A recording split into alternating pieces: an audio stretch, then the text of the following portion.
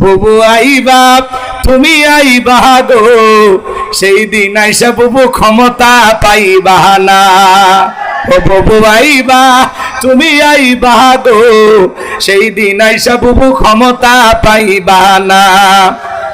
খোঁজনাই বুবু কাদের কাকার, অবস্থা খারাপ দরবেশ বাবার, হাওন আঙ্কেল এখন সামনে আসে না। নেহাতা করবি সব জেলের ভিতর, আমি আসি টরের ওপর, কখন জানি আসে গ্রেপ্তারি পরোয়ানা। বুবু আইবা তুমি আইবা গো, সেই দিন আইসা বুবু চিয়ার পাইবা না। ক্ষমতার চেয়ার থেকে নামা সহজ, কিন্তু ওই চেয়ারে ওটা কঠিন। আর আমরা আগামীতে সিদ্ধান্ত নেব, আর যাই হোক কোন নারীকে এই দেশের প্রধানমন্ত্রী বানাবো না। আগামীতে পুরুষ হবে আমাদের প্রধানমন্ত্রী। কারা কারা আছেন হাত তুলে দেখা। লিল্লাহকে তাদের সাথে রাজনীতির কোনো সম্পর্ক নাই। যে বলবে কোরআনে রাজনীতি নাই, ওটা টাটকা মুনাফিক, কথা বলে ঠিক কিনা? অনেকে বলে হুজুরে না ধর্ম ব্যবসায়ী, ধর্মের নামে রাজনীতি করে। নির্বাচনের আগে টুপি কিনে সমাবেশে হাজির হয় যারা, এরা হলো ধর্ম ব্যবসায়ী। আমরা 12 মাস টুপি পরি, এর কথা কেন? এই জন্য মুখে লাগাম দিয়ে কথা বলবেন, ভুল ভাল কথা বলবেন না। উল্টা পাল্টা কথা বলার দিন শেষ। পাবলিক আর ওগুলো খায় না, মানুষ চালাক হয়ে গেছে। এখন 2025 সালে আমরা আসি। ধর্মের সাথে রাজনীতির কোনো সম্পর্ক নেই না, এ কথা কেন? আপনার কি মনে হয় এত বড় একটা বিষয় আল্লাহ বাদ দিয়ে কোরআন নাজিল করছে? হ্যাঁ, তিবিয়ান আর লিকুল্লি শাই, মানব জীবন পরিচালনা করার জন্য রান্নাঘর থেকে পার্লামেন্ট পর্যন্ত যা যা প্রয়োজন সব দিয়েছেন কে? খুঁজে পান না? তাহলে বিশ্বনবী মদিনা 10 বছর কি দিয়ে চালাইছে? হযরত আবু বকর কি দিয়ে চালাইছে? হযরত ওমর কি দিয়ে চালাইছে? ওসমান আলী কি দিয়ে চালাইছে? হযরত মুয়াবিয়া কি দিয়ে চালাইছে? গাঁজাখুরি গল্প করেন না। চোর যদি চুরি করে, চোরের ডান হাত কেটে দাও, এই হুকুম নাই? আইন নাই? জিনা করলে তার শাস্তি কি নাই? খালি কি মনে করছেন জমির ভাগ বাটোয়ারা বন্টন কিভাবে করতে হবে এটাই লেখা আছে, বিবাহের দেনমোহর এটাই লেখা আছে, সমাজ রাষ্ট্র কিভাবে পরিচালনা করা লাগবে, অর্থনীতি, সমাজনীতি, রাজনীতি, পররাষ্ট্রনীতি, এগুলো কোরআনে নাই? আপনি খুঁজে পান না। গাঁজাখুরি গল্প পাবলিককে শোনান না, ভালো হয়ে যান। কথা কয় না কেন? মুখে লাগাম দিয়ে কথা বলবেন। এটা বলতে পারেন যে আমরা ধর্মের নামে আমরা রাজনীতি করি না। যারা করে আলহামদুলিল্লাহ, আমরা করতে পারি না। আপনি এমন দল করেন, এমন নেতা করেন, এমন নেতার সাথে ওড়া বসা করেন, যেই নেতা নামাজ পড়ে না, মুখে দাড়ি রাখে না, আল্লাহর ভয় নাই। কথা কন, আল্লাহু আকবারের স্লোগান নাই, নেতার নামে স্লোগান। স্লোগান কার নামে? রব্বাকা ফাকাব্বির, তাকবীর হবে রবের নামে, স্লোগান হবে রবের নামে। যেই জমিনে আল্লাহর শ্রেষ্ঠত্ব ভারত ঘোষণা করা হবে, ওই জমিনে শয়তানি শক্তি টিকতে পারবে না। সবকিছু দেখা শেষ, আগামীতে কোরআনের বাংলাদেশ। আল্লাহর এই জমিন, আল্লাহর দ্বীনের বিজয় কারা কারা চান হাত তুলে দেখান। লিল্লাহে তাকবীর। আশা করতে দোষ আছে? আশা করে, বাকিটা ফয়সালা আল্লাহ করবে। আলোচনা চলবে না, দোয়া করব। খালি শুরু করি, অপেক্ষা করেন। এই জন্য মুনাফিক হইতে সাবধান। আপনারা আশেপাশে ঘাপটি মেরে থাকবে, মুখে ইসলামের শান্তির ধর্ম বলতে বলতে ফেনা তুলে ফেলে দিবে, কিন্তু কোথায় ইসলামকে প্রতিষ্ঠিত করলে শান্তি পাওয়া যাবে সেইটা বলে না। এই কথা না? এক দোকানের কর্মচারী নাম ছিল ইসলাম, ওই দোকানের মালিক তার মেয়ের নাম ছিল শান্তি। এই দোকানের কর্মচারী সুযোগ পেয়ে শান্তির সাথে প্রেম জমাইছে। কি জমাইছে? প্রেম জমাইছে।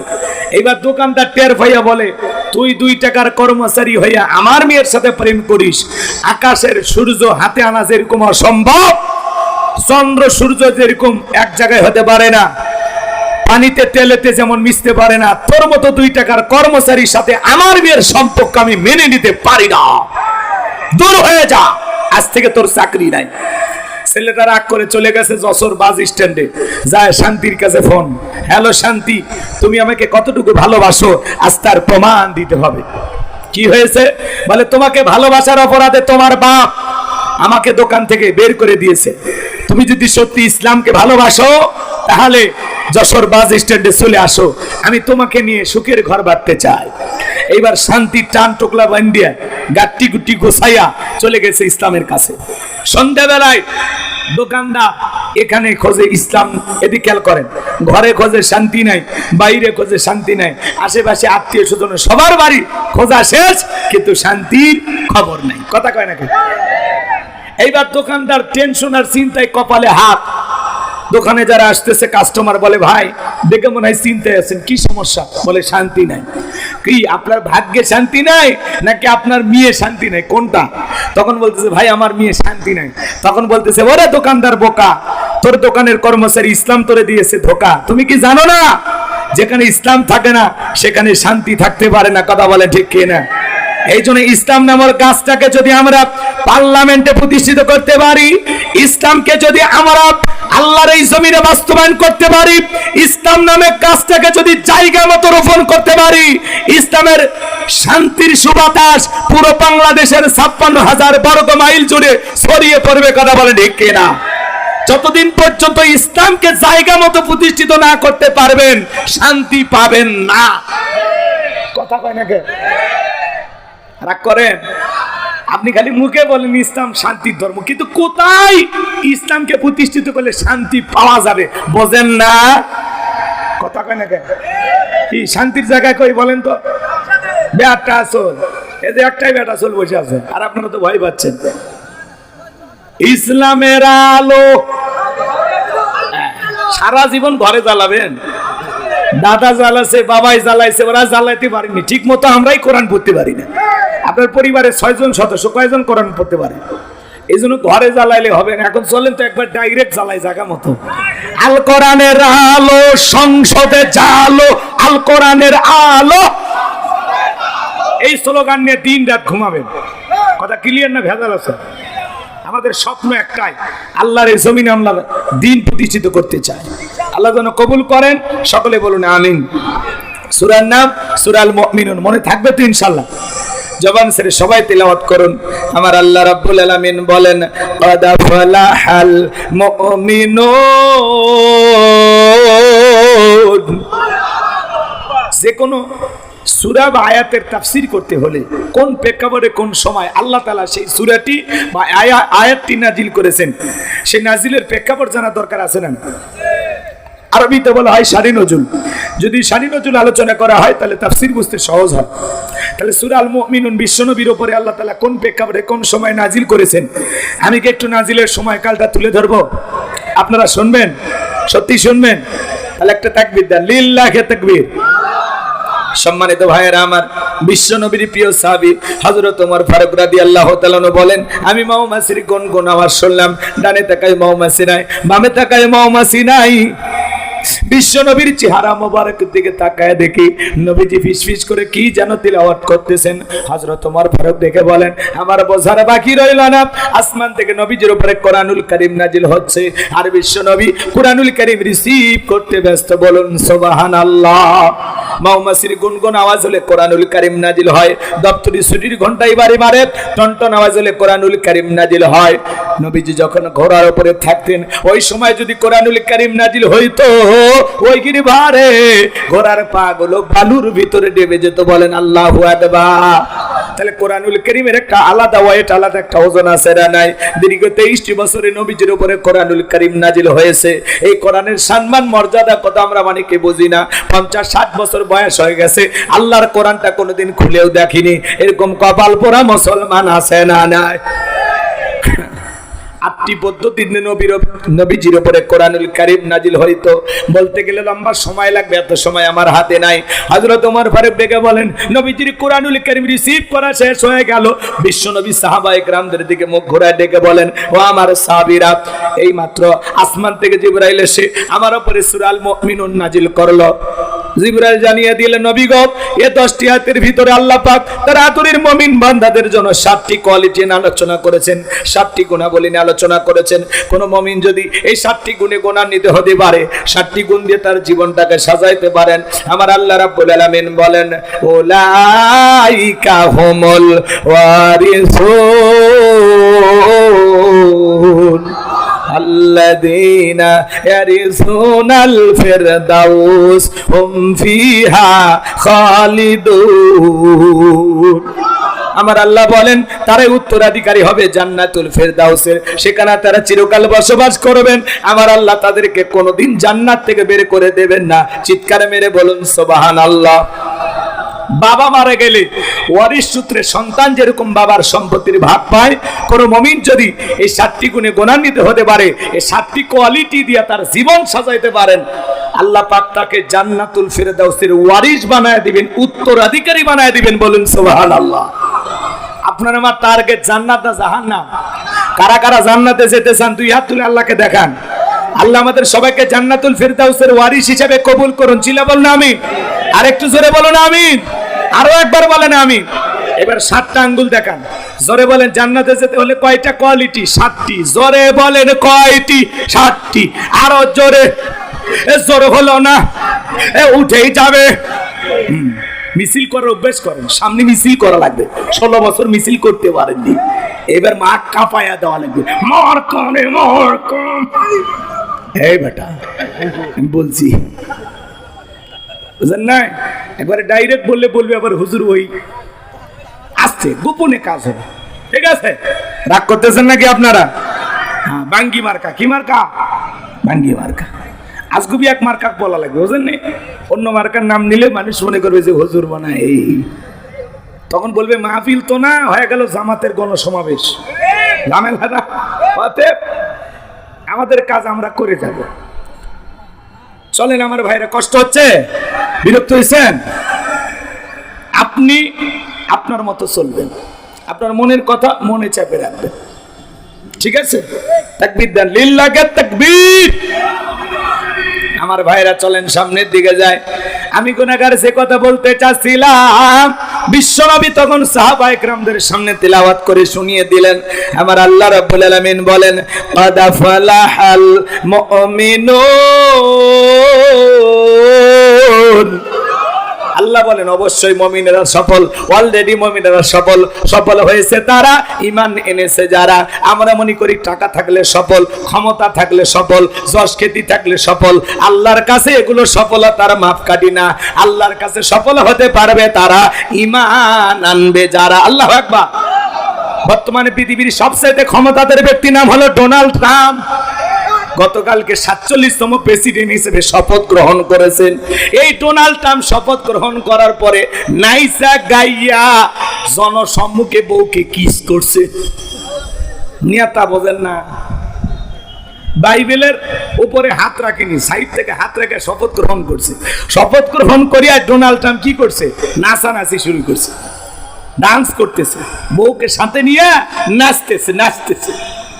আবার সম্মুখে সবার সামনে বউকে ধরে কি করছে? কিস করছে। বোঝো না যুবক? রাগ করতেছে। এদের ভিতরে তো এরা কি মুসলমান? এরা কি খ্রিস্টান? এদিক খেয়াল করে, এরা তো আল্লাহর ভয় করে না। এদের লাজ লজ্জা বলে কিছু নেই। রাগ করতেছেন? এই পৃথিবীর বর্তমানে সবচাইতে বেশি বয়সের প্রধানমন্ত্রী উনি। 78 বছর পার হয়ে গেছে ডোনাল্ড ট্রাম্প। আমেরিকার ইতিহাসে সবচেয়ে বেশি বয়সে প্রধানমন্ত্রী ডোনাল্ড ট্রাম্প। শপথ গ্রহণ করে নাচানাচি শুরু করে দিছে। তাহলে চিন্তা করেন, আমরা মনে করি ডোনাল্ড ট্রাম্প বুঝি সফল না।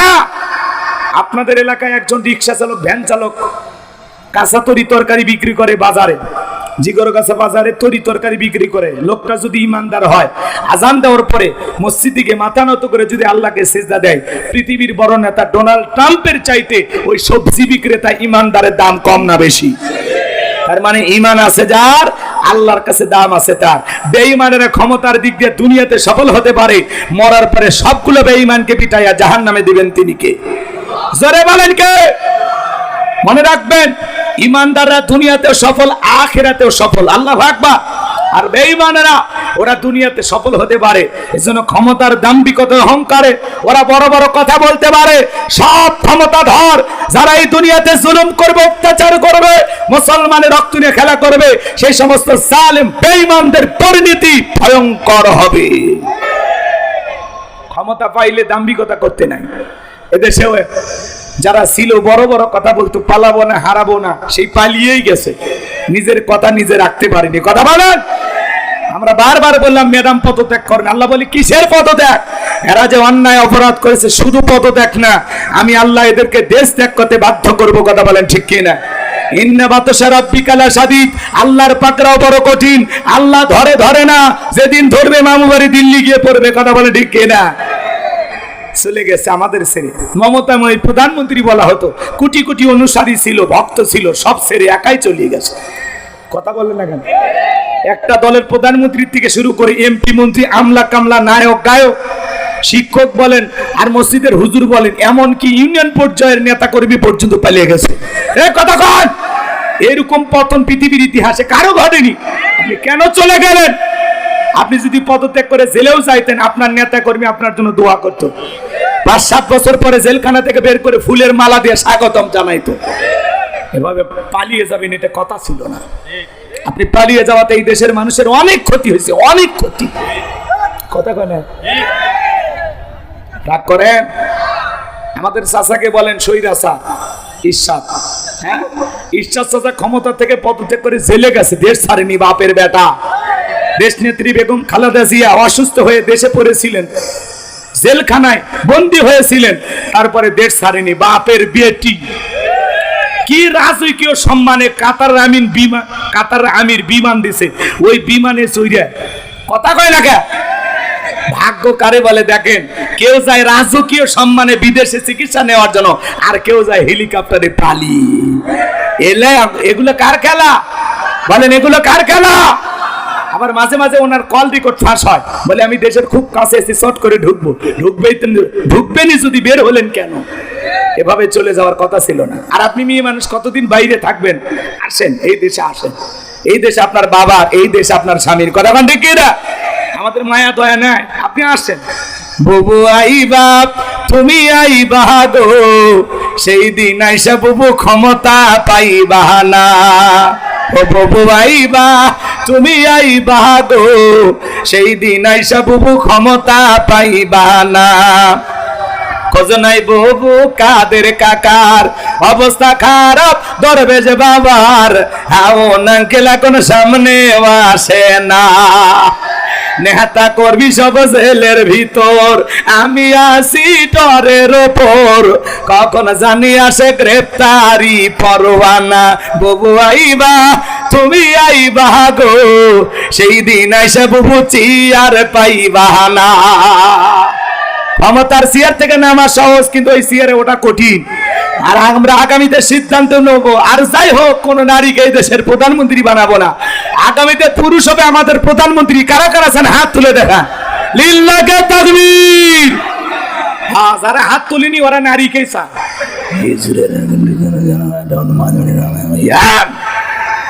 হাত তুলবে চায় নাকি? হাত তুলবে চায় নাকি? কন কেন হাত তুললেন না আপনি? যেই দলেরই হোক আমরা পুরুষ চাই, পুরুষ হবে আমাদের অভিভাবক। কথা কন। মেয়ে মানুষের রাগ বেশি, জেদ বেশি, অভিমান বেশি। দেখেন না, স্বামীর সাথে ঝগড়া লাগে, বাড়িতে হাড়ি পাতিল ভেঙে ফেলে দেয়, স্বামী তুলে আসার মারে। 16 বছর লাগছে চেয়ার ছাড়তে। এই জন্য খবরদার, আগামীতে আর যাই হোক পুরুষ দরকার। পুরুষ কি দরকার? কি রাজি আছেন? এটা যেন মাথার থাকে।